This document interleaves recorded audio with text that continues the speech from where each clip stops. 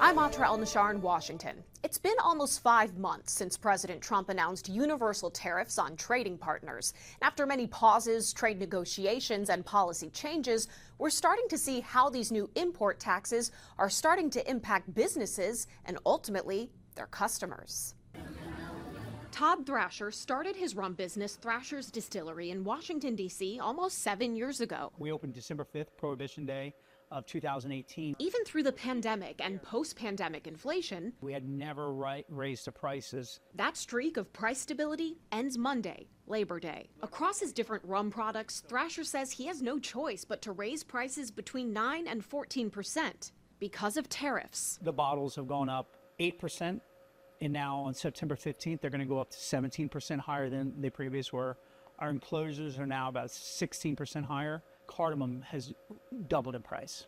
Does that come from India? It does come from India. India facing some of the highest tariffs, 50% effective last week. So Indian products will likely only get more expensive. The food and beverage industry is one of the hardest hit by tariffs. Just the 15% tariff on European spirits shipped to the U.S. could result in $1 billion in lost sales and 12,000 job losses, according to an analysis by the Distilled Spirits Council. Unburdened by the White House's new trade policies is Philip Morris International. America is the land of business growth.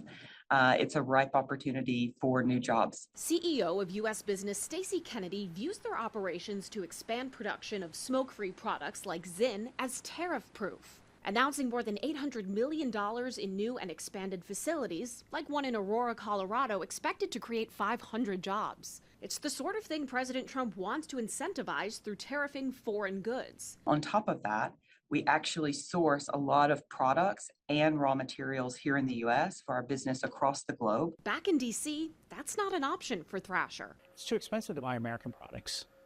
I just can't do it. He's prepared to be agile and determined to stay positive as his business navigates this new normal. Do you worry, though, about what will happen in the meantime? Yeah, I want to stay in business. This is my life, right? Like, I want to make sure that we're able to stay in business. And obviously, the tariffs are not helping. In Washington, I'm Trae reporting. Labor Day is one of the best days for shopping, especially if you're looking for deep deals and discounts. But tariffs are changing the landscape a little bit. Joining us now is Trae Bodge, smart shopping expert at TrueTrade.com. And of course, welcome back to the National News Desk on Labor Day. And let's start with this, how these tariffs are affecting prices right now. You're an expert. What are you seeing? Yeah, so great to be with you, Angela. This is a very tricky time, right? It's a little bit of a roller coaster, but what we are seeing right now, according to Goldman Sachs, is that consumers are bearing the brunt of about 22% of these tariff-related price hikes. And they are predicting that could get as high as 67% by October, which is when the administration has their reprieve to fight this new court order eliminating the tariffs. So what I would expect, and this is what I'm expecting as a shopper myself, is that prices are higher than usual. They will continue to raise up until October, and then who knows? Who knows? What about, I always worry about shrinkflation because this happens to me, like you open a bag of chips, there's no chips in the bag in some cases. Should we also have our eyes out for that?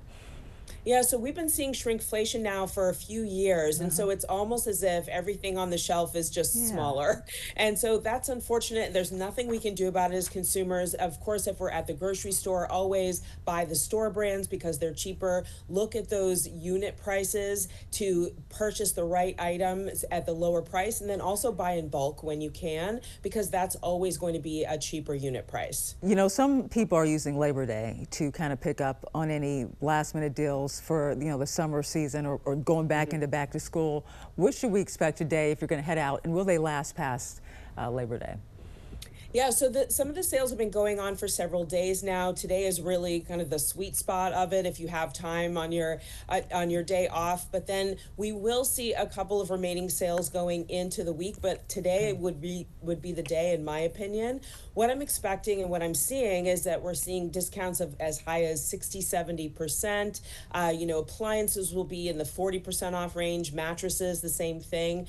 But what I would say is this: you know, we're going to be seeing a lot of great sales, but it's really important to try to save a little bit more, especially because those MSRPs, those base prices, are a little bit higher. So what I would do is install a browser extension. You and I talk about this all the time. I have a new favorite called Shopback, which is offering very high cashback rates, as high as 20% today on, for example, at certain retailers. We also have Walmart at 10%, Home Depot at 10%. So that's a really good way to save a little bit more on top of these sales that we're seeing for Labor Day. You know, I have to wonder how good the sales are going to be, because you mentioned tariffs and prices going up. So are we really getting sales? Or are we ahead of last year? I mean, what does this look like for real?